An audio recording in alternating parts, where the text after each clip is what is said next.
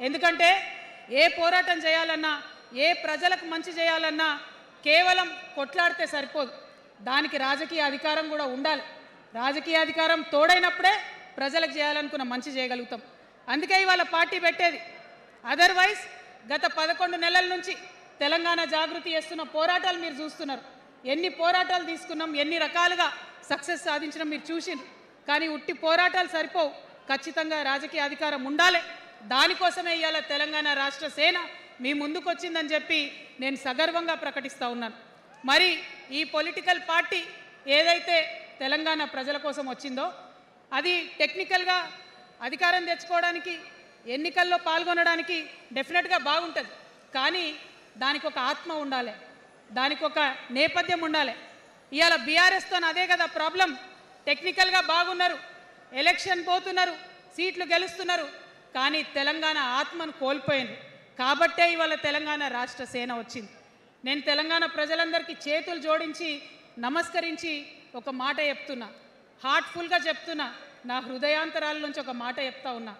నేను తెలంగాణలో ఉన్న 3.5 కోట్ల మంది తెలంగాణ బిడ్డలందరికీ ఒక అమ్మగా పరిణితి చెందాలనుకుంటున్నా.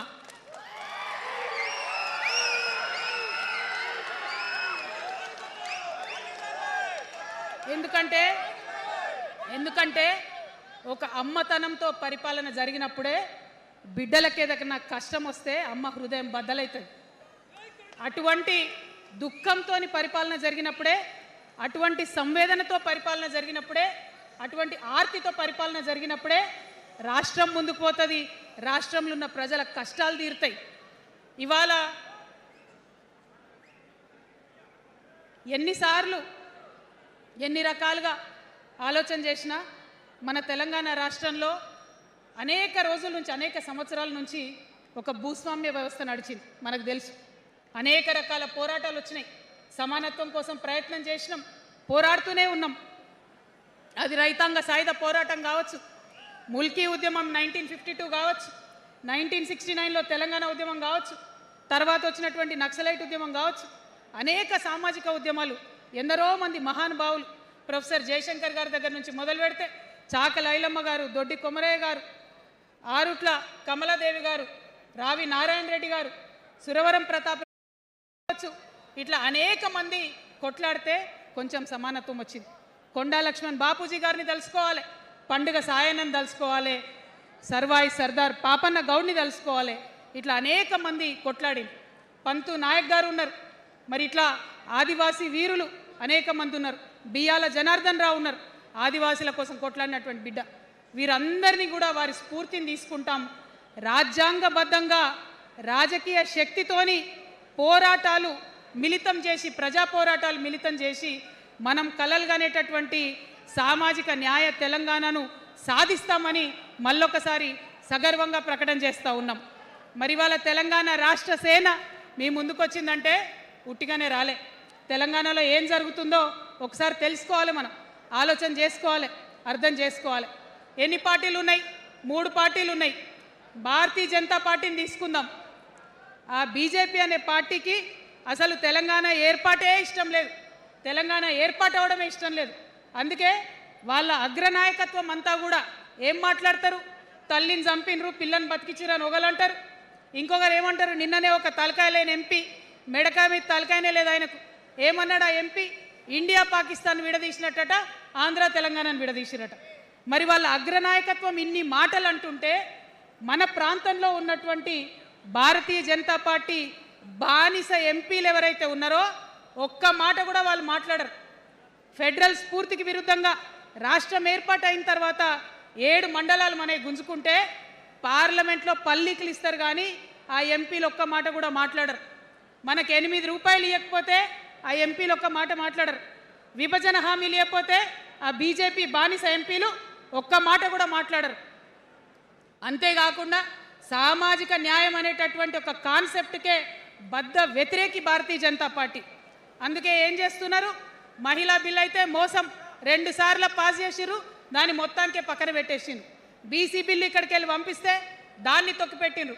కులగణన వేస్తామన్నారు, దాన్ని తొక్కిపెట్టిండ్రు. అత్యంత పేదవాళ్లకు సమాజంలో 2 బుక్కల అన్నం పెట్టేటటువంటి ఉపాధి హామీ పథకం ఉంటే కూడా దాన్ని కూడా మొత్తానికి బంద్ చేసి పెట్టినరు. అయినా కూడా ఈ బీజేపీ బానిస ఎంపీలు ఒక్క మాట కూడా మాట్లాడరు, కనీసం పెదవులు తెరవరు.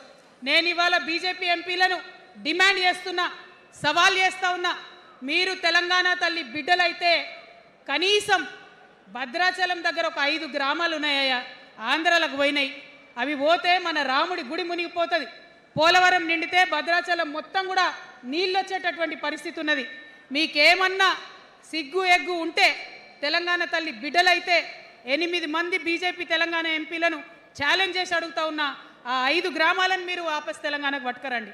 మేం మాట్లాడినాం, జాగృతి నుండి మాట్లాడినాం, ఆంధ్ర వారికి లేఖ రాసినాం, కేంద్రానికి లేఖ రాసినాం. మరి మీరేం చేస్తున్నారయ్యా? రాముడి గుడి ఇక్కడ భద్రాచలం రాముడు కాదా? ఆయన గుడి మునిగిపోయినా మీరు మాట్లాడరా? నేను సవాల్ చేస్తా ఉన్నా భారతీయ జనతా పార్టీ ఎంపీలకు, ఖచ్చితంగా మీరు 5 గ్రామాలను తెలంగాణకు తీసుకురావాలి. ఇక బీఆర్ఎస్ పార్టీ ఉంది, ఇంకో పార్టీ. ఏముంది ఆ పార్టీలో? మొట్టమొదటి ప్రభుత్వం వచ్చింది, తొట్టతల్లి ముఖ్యమంత్రి గారు అయినరు. మంచి సాలు తీయాల్సి ఉండే, అది సామాజిక న్యాయానికి కావచ్చు, ఒక ప్రణాళిక కావచ్చు.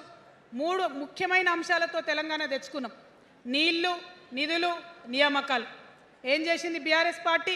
నీళ్ల కోసం 10 సంవత్సరాలలో 1,89,000 కోట్ల రూపాయలు ఖర్చు పెట్టింది. 1,89,000 కోట్ల రూపాయలు ఖర్చు పెట్టి ఎన్ని ఎకరాలకు నీళ్ళు ఇచ్చిందంటే 14 లక్షల ఎకరాలకు నీళ్ళు ఇచ్చింది. అందులో 2 పెద్ద ప్రాజెక్టులు, ఒకటి పాలమూరు, ఇంకోటి కాళేశ్వరం. ఆ రెండిటికి కలిపి 1,21,000 రూపాయలు ఖర్చు పెట్టింది. ఎన్నిటికి నీళ్ళు ఇచ్చిరాయా? ఎన్ని ఎకరాలకంటే 1,00,000 ఎకరాలకు నీళ్ళు ఇచ్చింది. ఈ మాట బాధతో చెప్తున్నా. నేను కూడా బీఆర్ఎస్ అప్పుడున్న టీఆర్ఎస్కి నేను కూడా నా రక్తాన్ని, నా చెమటని, నా సమయాన్ని కుటుంబంతో పిల్లలతో గడపాల్సిన టైంలో టీఆర్ఎస్ పార్టీ బలోపేతానికి పనిచేసిన వ్యక్తినే నేను కూడా. ఆనాటి కేసీఆర్ వేరు, ఇప్పటి కేసీఆర్ వేరు.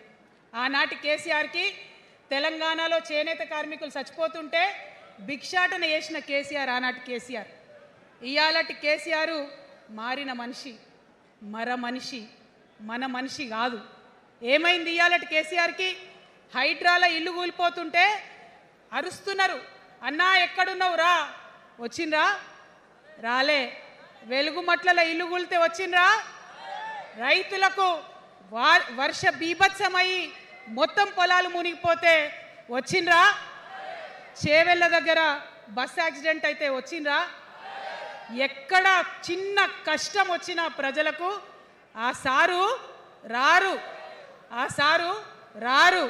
ఎందుకంటే ఆయన మారిన మనిషి, మనిషి, గుంటనెక్కల తోడేళ్ల చేతిలో ఖైదీ అయినటువంటి మనిషి, మన మనిషి కాదు. బాధతో, దుఃఖంతో, ఆవేదనతో చెప్తున్న మాట, సంతోషంతో చెప్తలేని ఈ మాట నేను. అట్లాంటి కేసీఆర్ ఎట్లా ఉండే ఒకప్పుడు? అదే ఆర్డీఎస్ అంతా పాదయాత్ర చేసి నా తెలంగాణకు నీళ్లు కావాలని అడిగినారు. ఇవాళ మరి 10 ఏళ్ళ అధికారం ఉంటే పాలమూరు